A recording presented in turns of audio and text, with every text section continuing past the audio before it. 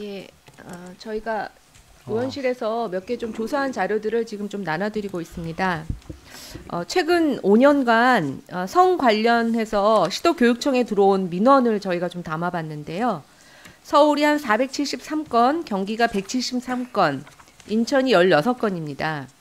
근데 제가 참 입에 담기가 민망한 얘기들이 많아서 그냥 자료로만 대체를 했습니다. 근데 제가 이게 이제 서울이 절대적으로 건수가 많고요. 그나마 다른 데서는 어떻게 처리했는지 그 처리 결과 자체는 나오지는 않고 서울시는 처리 결과를 보여주셨는데 보니까 이 민원 만족도 조사에서 미해결로 된 게 많고요. 또 그 민원 처리 과정에 대한 만족에 대해서 불만이라고 대답한 사람들이 많은데 그 불만 사유도 민원 처리의 신속성이 낮다, 또 민원에 대한 이해가 부족하다, 불합리하다라는 여기서 여러 얘기를 하고 있습니다. 제가 좀 여쭤보고 싶은데요. 일단 서울에서는 이런 민원이 들어오면 어떻게 처리하십니까? 예, 저희는 이 만일에 중대한 사안이 되면요, 저희가 부교육감을 책임자로 하는 시스템이 좀 갖춰져 있고요. 민원은 이제 부서로 와서 이제 조사를 하는 형태로 됩니다. 그래서 사안이 긴급하게 되면 그 후속 일련의 과정들이 되고 그렇습니다. 근데 그 긴급하다는 판단을 한번 읽어보시면 알 것 같은데요. 예. 그런 판단으로 그러니까 분류해서 할 수 있는 거는 아닌 것 같아요. 근데 제가 이제 여기서 몇 가지를 좀 추려서 살펴봤더니 정년퇴직이 얼마 안 남아서 내부에서 그 선생님이 여러 가지 성적 행동이나 발언을 하는데 쉬쉬한다, 이런 내용들이 있고요.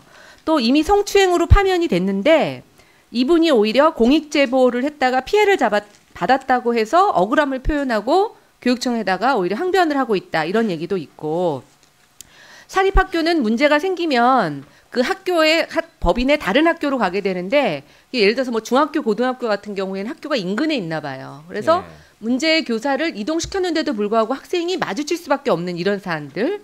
또 하나 제가 좀 보면서 재밌었던 것들은 여기 6페이지에 있는데요. 한번 같이 봐보시면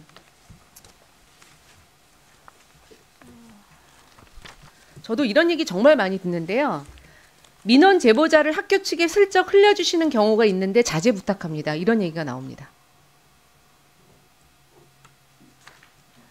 제가 봤을 땐 이런 문제 때문에 아마 이 민원에 대해서 굉장히 불만족을 표시하시는 것 같고요. 그러나 이 내용을 보면 정말 용기를 가지지 않으면 제보하기 어려운 굉장히 수치스러운 내용들도 있습니다. 지금 우리가 여러 가지로 그 학생들의 위해 환경을 얘기할 때 저는 이런 저희가 일종의 굉장히 성폭력에 가까운 것들이 굉장히 만연해 있고, 특히 아까 제가 말씀드린 것처럼 나이가 많으신 교사 선생님들은 성인지가 다를 수가 있습니다. 그런 부분에 대해서 퇴직이 얼마 안 남았다고 해서 학교에서 쉬쉬하는 분위기라든가 좀 이렇게 제보자를 슬쩍 흘리는 관행 같은 것들에 대해서는 좀 교육청 차원에서 좀 지금과는 다른 대책이 필요하다고 생각하지 않으십니까?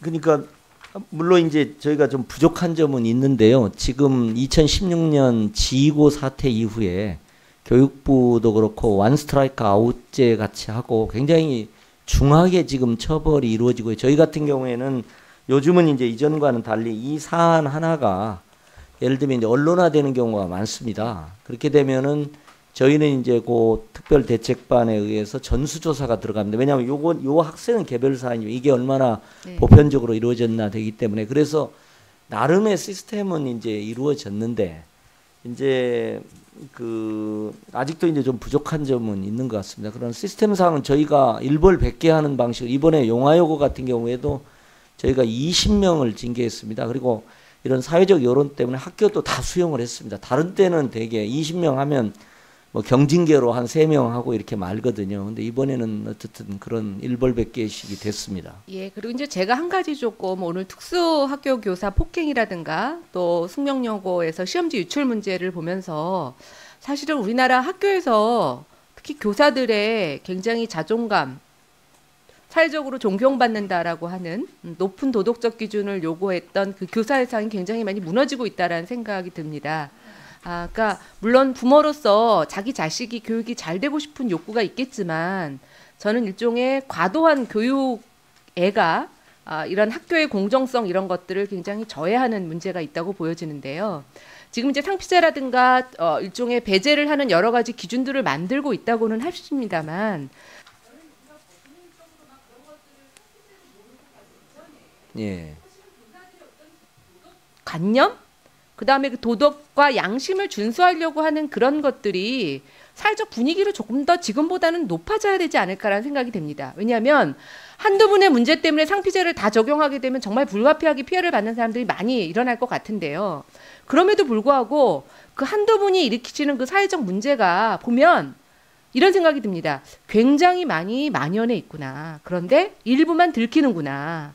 이런 생각이 들 만큼 학부모들에 대한 불신을 더욱더 확산시키는 부분들이 있습니다. 혹시 학교 교사 교육에서 아까 여러 가지 연수 이런 얘기를 하셨는데 이런 기초적인 윤리교육이라든가 우리가 어떤 교사의 양심 수준에 대해서 서로 협의하고 그런 인식을 확대해 나가는 교육 프로그램 같은 게 있습니까?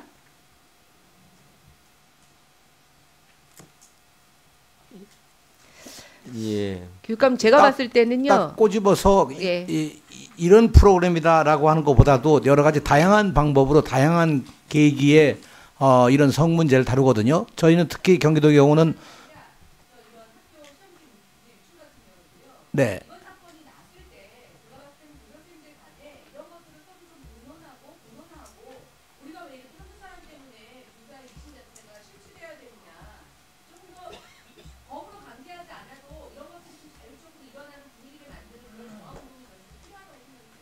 네.